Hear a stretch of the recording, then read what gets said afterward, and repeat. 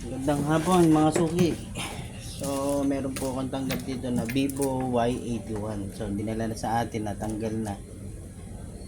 Wala na siyang LCD. Nag order daw siya sa Shopee. So kung nangyari, kinabit niya, ayaw mag-touch. So ito, nagpunta siya sa akin. Paparepair niya raw, papalitan daw niya na LCD.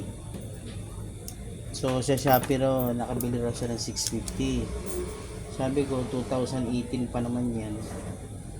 So pag sa Shopee, nakabili siya ng 650. Ang kabit dito sa amin 300, di 1,000. Samantalang dito sa amin is 800 lang ang Vivo Y81. Ito po siya. Compare mo dun sa Shopee na binili niya, talagang ordinary talaga. Hindi mo masasabing class A.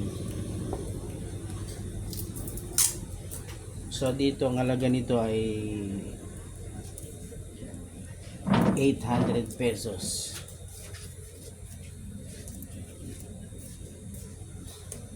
Ito. So ikakabit na natin guys ha. Mga suki, ikakabit na natin.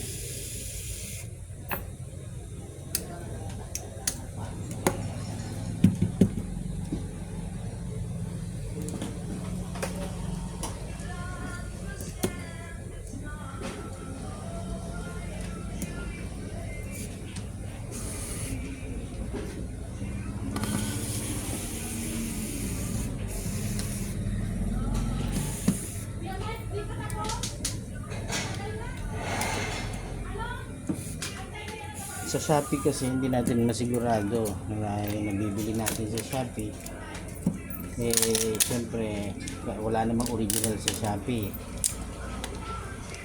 So gusto nilang makamura, kaso lang sa gusto nilang makamura, sa gusto nilang makamura, madodoble gastos pa sila. 650 ang bili niya doon, tapos nagpakabit pa siya 300. So doble gastos siya, tapos hard touch din. So dito siya nagpunta sa akin, sabi ko dito sa akin konting diferensya lang, may warranty pa. So ibig sabihin pag hard touch sa loob ng isang buwan, papalitan po yun. Wala, kahit basta po walang basag, kahit natanggal na po yung plastic. Kasi yung iba kasi pag natanggal na tong plastic, wala na pong warranty. Dito po may warranty pa, kahit matanggal itong plastic, as long na hindi po pumasak at nahirapan po mag-charge at ghost touch siya, papalitan po yun. So ito na siya guys, tignan natin.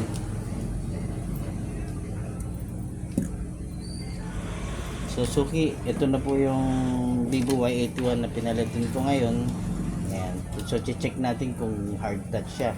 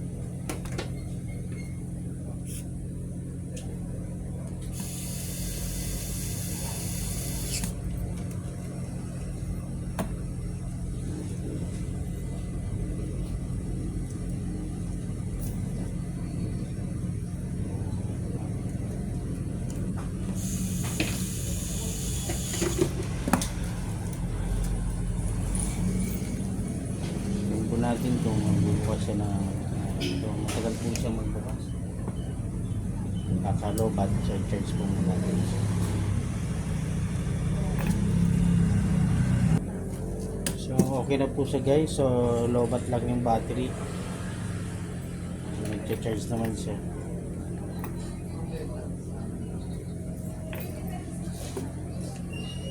Good luck mga suki. God bless po sa inyong lahat. So patapos na naman tayo ng LCD ng Vivo Y81. God bless po sa inyong lahat.